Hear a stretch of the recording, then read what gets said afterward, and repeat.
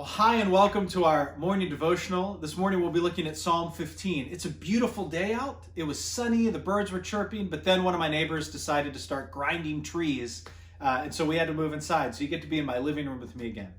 In Psalm 15, David asks one question and gives a bunch of answers. Now I need to warn you, I'm going to save the best for last, and if you hang around to the very end, you'll see a real quick blooper of how this filming really went. Psalm 15. David opens with this question.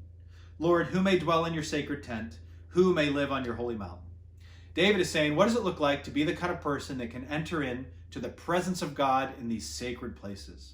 That sacred tent referred to the Holy of Holies in the tabernacle, where the high priest on the Day of Atonement, so one guy, one day a year, had the privilege of being able to go into the presence of God. And that holy mountain refers to the mountain on which Moses received the Ten Commandments. Two highly restricted places where the presence of God loomed large. And David is saying, what does it look like to be the kind of person that can be in those kinds of places? Be in the presence of God. And David gives a number of answers, but they focus around three areas: right actions, right speech, and the right kind of heart. This is David's answer. He says, the one whose walk is blameless and who does what is righteous, who speaks truth from the heart. So you start to see that it's the kind of person that can be in the presence of God, has the right kind of actions. He uses a Hebrew word, tamim, which means whole and integrated, consistently pursuing God. He says you have to be righteous, kind of consistently choosing the right course of action. And you need to speak truth from your heart, being so integrated that you can be fully honest even with yourself. Well, David goes on in verse 3.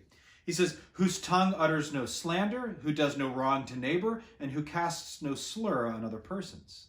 David now turns away from ourselves outward to our neighbor. And he says that you shouldn't be talking bad about each other. You should always do what's right and not do what's wrong towards a neighbor. And you shouldn't speak ill of your neighbors. Still, the list is getting long, but David's not done. He says, who despises a vile person, but honors those who fear the Lord, who keeps an oath even when it hurts and does not change their mind. He says that you need to align yourself away from those that are going away from God and with those that are going with God. This doesn't mean cut off all your access to people who aren't following the Lord, but he says if you want to base your life around a community, you should base your life around those that are pursuing the Lord in the same way you are.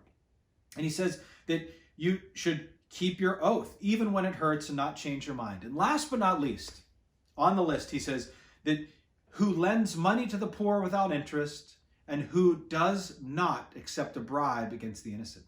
He's referring to usury, the extracting high interest rates from vulnerable people, as kind of an off-limits practice. And he says you shouldn't accept bribes. So the list is long, about 11 items. And at the end of it, he says, whoever does these things will never be shaken. So what we have here is this high calling of what it looks like to be the kind of person who has right action, right speech, and the right kind of heart. And then you can be in the presence of God. Well, last time I checked, that is a pretty tough list to get right. And so what are we left with? Do we need to be perfect to be in the presence of God? And when we clearly say, of course you don't need to be perfect to be in the presence of God, are we left with it doesn't matter what our actions and what our life and what our speech and what our hearts look like? Of course it matters. So what are we left with? The trick is, and the secret lies in the first verse, where he refers to dwelling in the sacred tent. And that word dwell, we later get a noun from, and one commentator said this. He said the noun derived from that root dwell describes a resident alien. Now get this, who possesses no right of place, but resides because of the gracious permission of the landowner.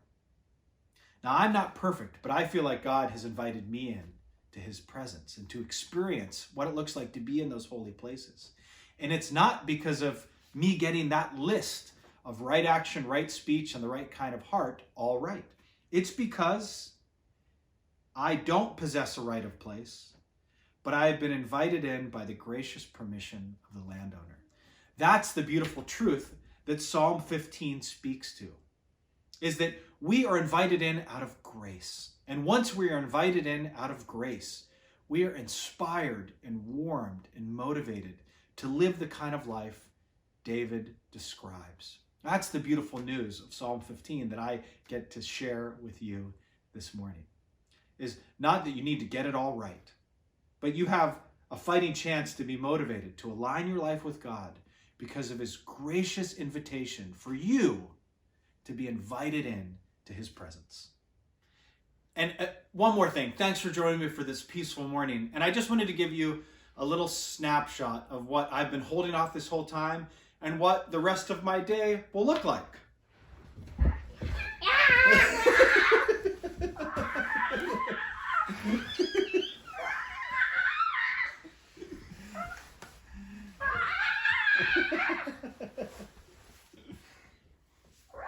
I love it. Mike and Irving!